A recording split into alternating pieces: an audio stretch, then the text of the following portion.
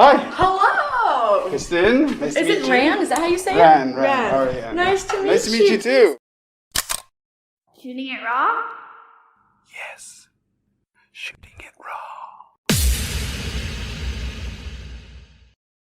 That is, and into your ass. Exactly. Yes, there we go. Yeah, the thing is, if this episode doesn't get a little bit into it, okay, I'm gonna have friends who are gonna be like, "Come on, come on, give me some more. Yeah, give come me on, some more. Something exciting there. So yeah, anxiety, absolutely. You know. Yeah.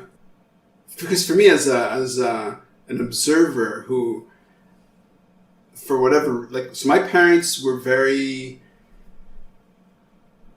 undemonstrative about their sexuality. Mm-hmm. Really not sexual in front of the kids. Yeah. And so there's an element of that. They're not having sex in front of you, which is good. But there's probably no intimacy, no touching or. There was never this feeling that they were a sexual couple. Yeah, I gotcha. Whereas for all the people who know me, I'm Mr. TMI. Yeah. So I am way on the spectrum of a little bent, right? And so you went the other direction. Yeah, I just went a little bit in the other direction. And so, which is why I'm quite sensitive to what I see around. And I just feel that as a thing, the pandemic has really, in terms of era, clearly is something that really will be spoken of historically. And then there was the pandemic in 2019 to 21 or whatever that. Hopefully that's where it ends. Yeah, hopefully. but so as somebody who's doing the counseling and the therapy, and so the cases that have come in, has that spiked a huge demand for you just to shift over? I'm seeing couples who are really just irritated with each other more than anything. So what generalizations can you make because of how people are presenting to you? I think there's a spike in cases for everybody that I know. Everybody has a wait list for therapy. Yeah. Oh. It's just a ton of need, a ton of anxiety and depression and hopelessness and feeling lost and not having faith. The couples, like I mentioned before, the lack of feeling passion, lack of feeling an energy and a sense of planning. It's what am I even planning for? Right. Is this going to be over? I think in Hong Kong you have our version versus other places. Yeah. I think when people that if their job has been impacted, that's been impacting obviously them for sure. An individual level. Yeah. So as you work here, you said you're connected to about 100 other therapists or whatever. How much exchange is happening between you on that level to say, well, in terms of learning about cases or in terms of the knowledge? So, for example, in epidemiology, there are a lot of different people tracking, for example, right now with the pandemic, what's actually happening. So there's a good sense of what's going on in public health, right?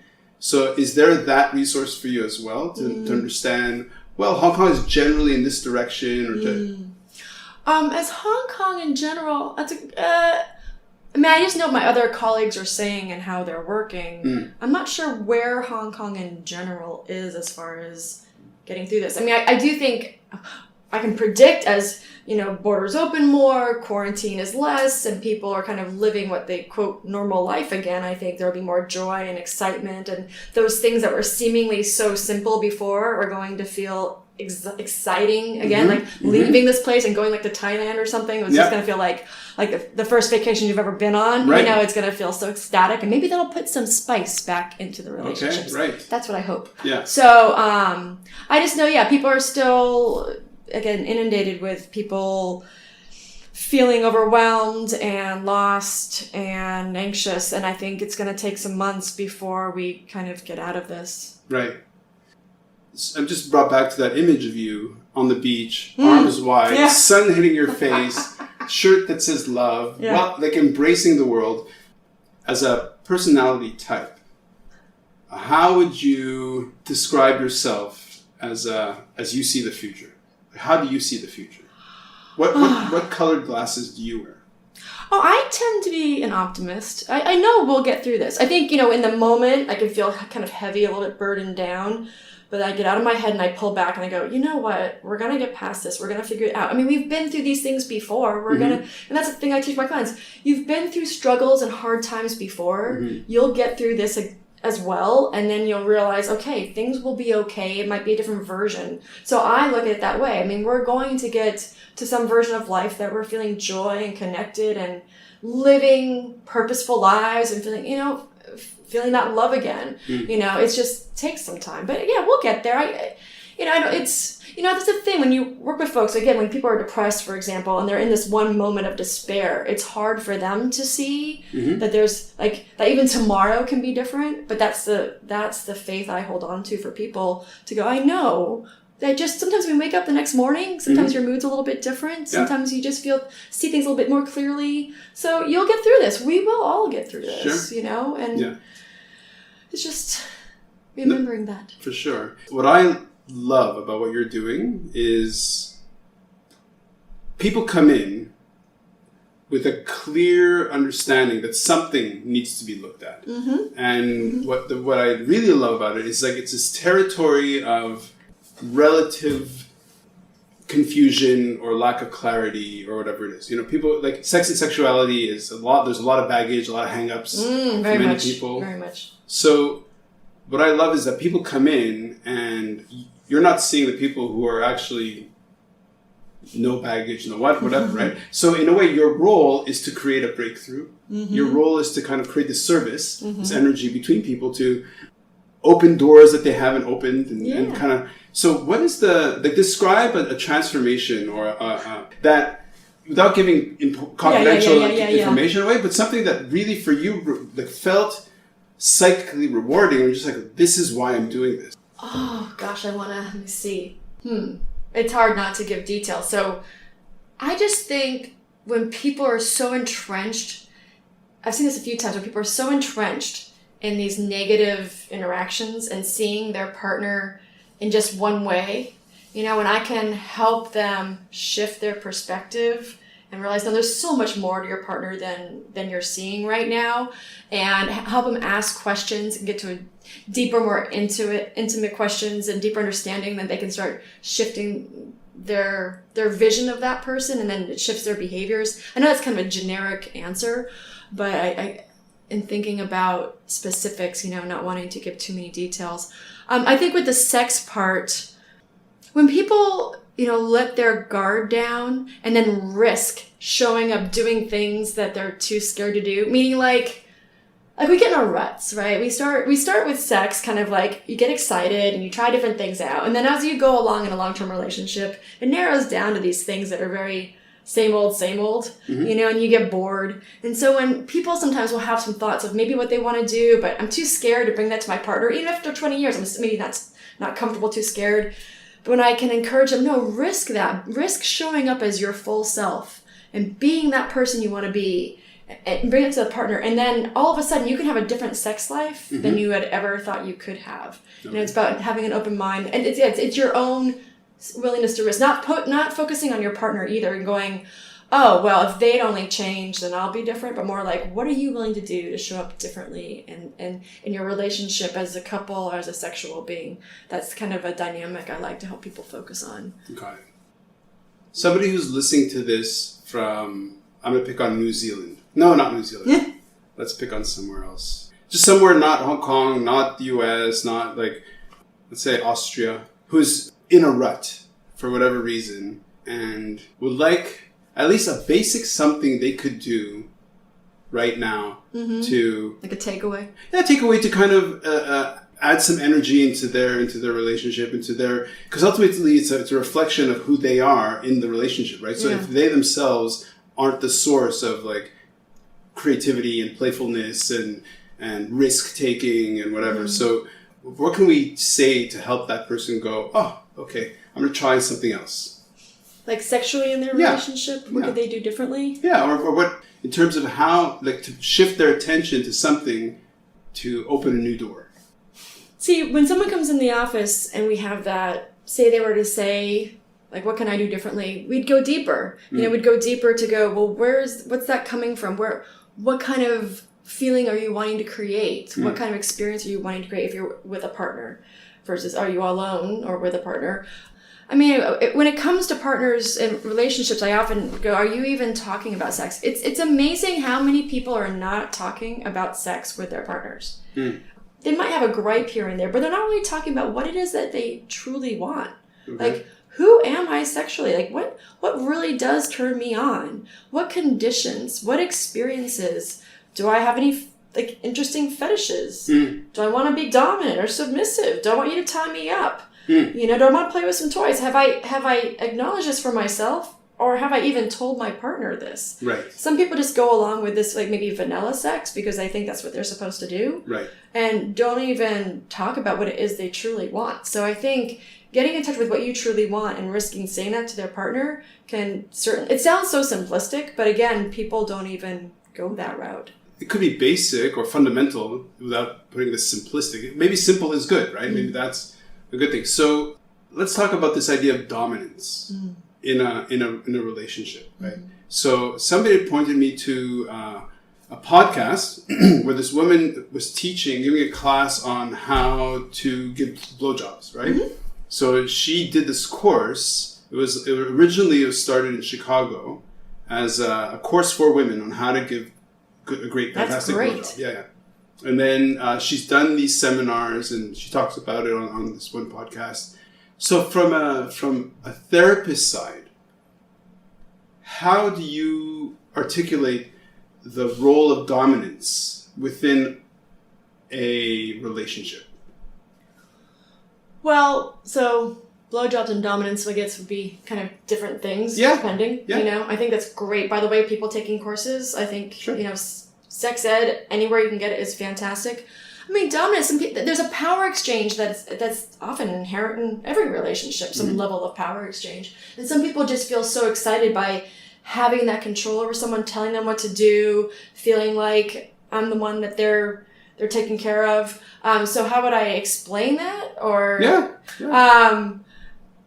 I think if someone was curious about that, I'd talk to them like, what does that mean to you? Like, I'd pull from them, what does that mean to be in control? Does it mean that someone is, you know, licking your boots? Does it mean that someone's just talking to you a certain way? Is it, you know, what is it? Is it verbal things? Is it physical things that you're wanting to see? I mean, is this what you're wanting? Right. You know, not everybody wants that, obviously. Sure. So if they seem to be kind of like, oh, I want to play with that a little bit. Because like, being a sex therapist, we often get into the deeper therapeutic part. Right. While sex educators do a lot more of the educating about just all the different sexual things you can do. But I do incorporate some of that. Okay. So I'll give some bibliotherapy or some videos one can watch. But I could also talk about, like, what does dominance mean to you in this relationship? And how would you want to play it out? Now, is this are we talking about like a daily thing, or is this like, okay, you get in the bedroom and all of a sudden you have these particular roles you're playing, and how do you want to set that up, and then what are some safe words? I mean, it depends how far we're going to go with that.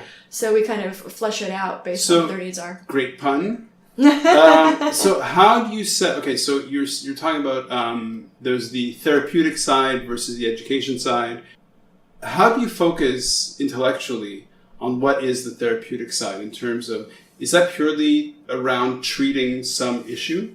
Like, for example, say some woman comes in and she's like, I haven't had an orgasm and I don't know why, I feel like I should, and I've had sex and yada yada, never had an orgasm. So we'll look at kind of decision trees and like, okay, well, making sure everything's functioning in your body. You know, is this a technique issue where I might suggest, okay, you know, a vibrator is often very helpful for women. I could educate on, okay, just because you're having intercourse doesn't mean you're going to have an orgasm. There's usually clitoral stimulation you need. But then I'd also look at, okay, well, let's psychologically look at if there's anything getting in your way. Do you have any mental blocks? Oh, if I know a woman, for example, maybe has a history of sexual abuse, you know, if that's there and that's impacting it, just for an example, then we'd work on treating that trauma around that, helping her relax, helping her get in her body and healing that trauma. So we have to kind of look at what's underneath the issue. So like one of the things that I know from my own personal experience is to kind of just that self-acceptance of just what is normal, how do I fit under what normal is and all this stuff. So how often do you have people who come, pun intended, come and say there's a problem, things aren't happening the way they should or whatever, and so how do you disentangle people's sort of being fixated on, well, this is what should be happening, or this is what I think should be happening, and that creates a kind of self-perpetuating, and that creates the block, right? So how, if you could talk about how often or how much is that a part of your practice? Oh, that's what I was saying before. It's a big part. I mean, from either movies in a heterosexual couple, woman and man having sex, in like 30 seconds she's having an orgasm, and she's already plenty turned on, wet, gorged, all of that. It's like, no, that doesn't happen every day. And there's a lot of the shoulds of, okay, I'm with my partner, I should be able to just look at them and be turned on. Right. And why am I not? And I'm like, I explain the sexual response style, spontaneous desire versus responsive desire, and there's differences there. There's just a lot of, the normals around penis functioning. The pressure on the penis is amazing. I see a lot of that where... I love that sentence. Pressure on the penis. The pressure on the penis is amazing. It's like, stand up! Perform! It's like, that's when we talk about performance issues. It's like, it's not a performance. It's your body responding to stimuli. But when you put performance on it, and there's a thing called spectatoring, when...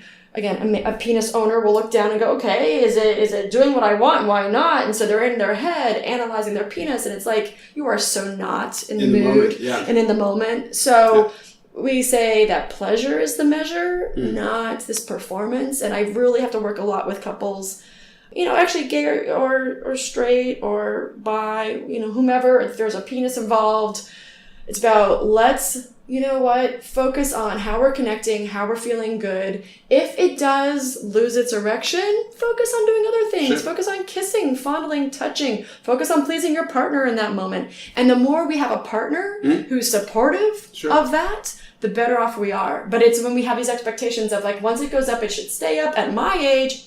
Say at 25, once I get an erection, it should last X amount of hours. Right. It's these things people get in their heads and just can't shake. And that's where I have to really be firm. Like, no.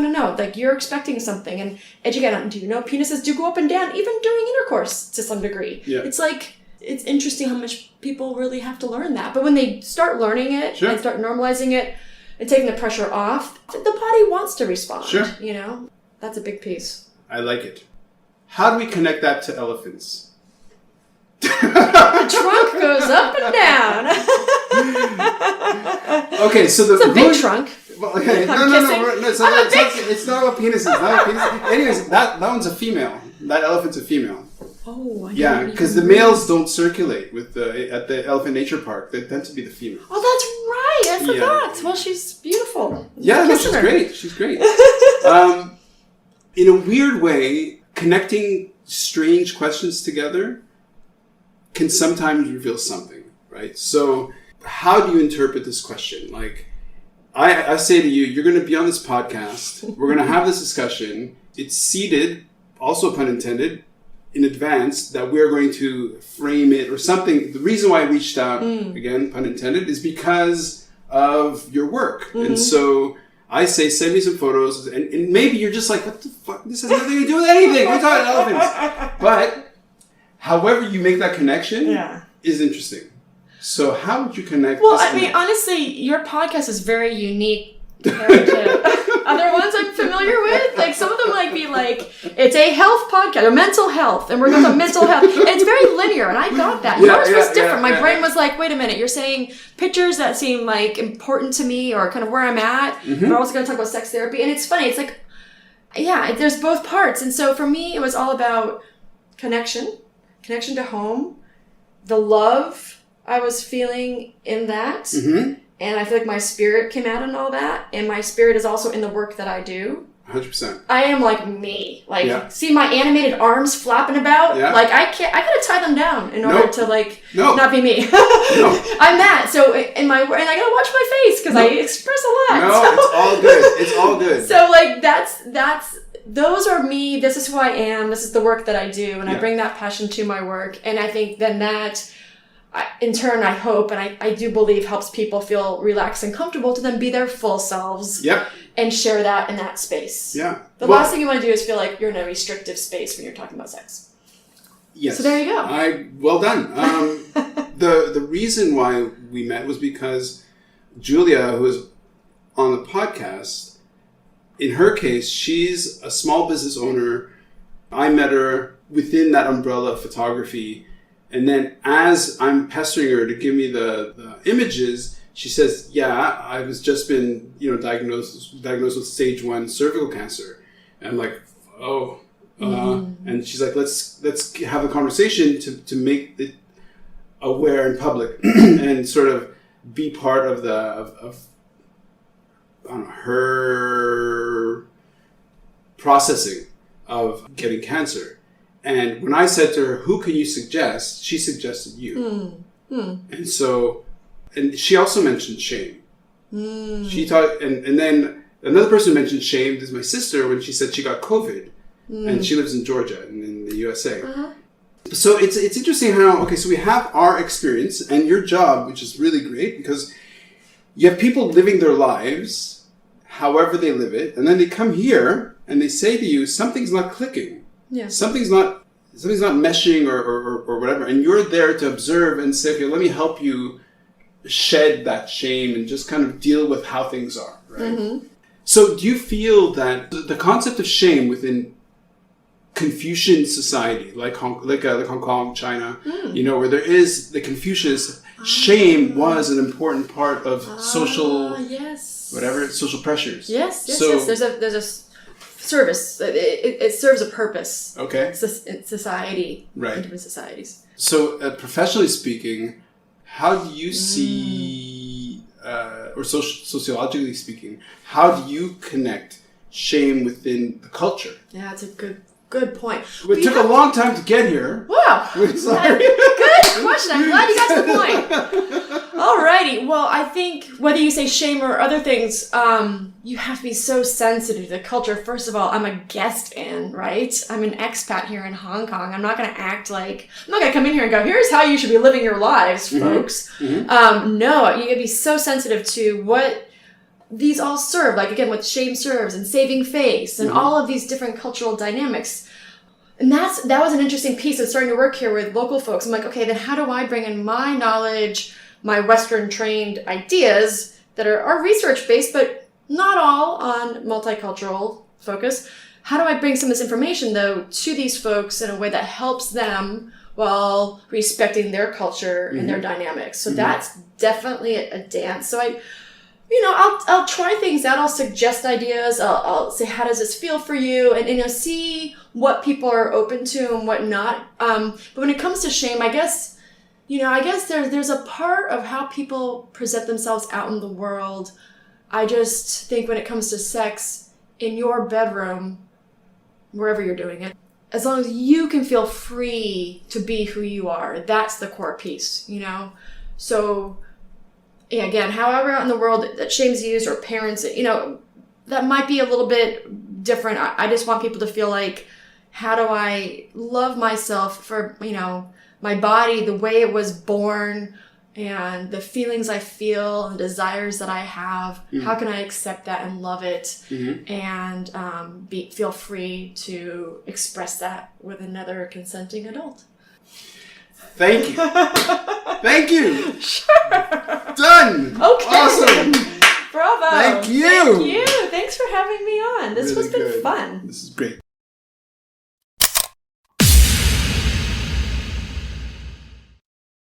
So, is life really a gift? Really? Can you make every second count? That's the whole point of the podcast. So, if you like what you've seen and you're inspired, because that really is my mission, then please give it a like, subscribe, and share. Tuning it raw?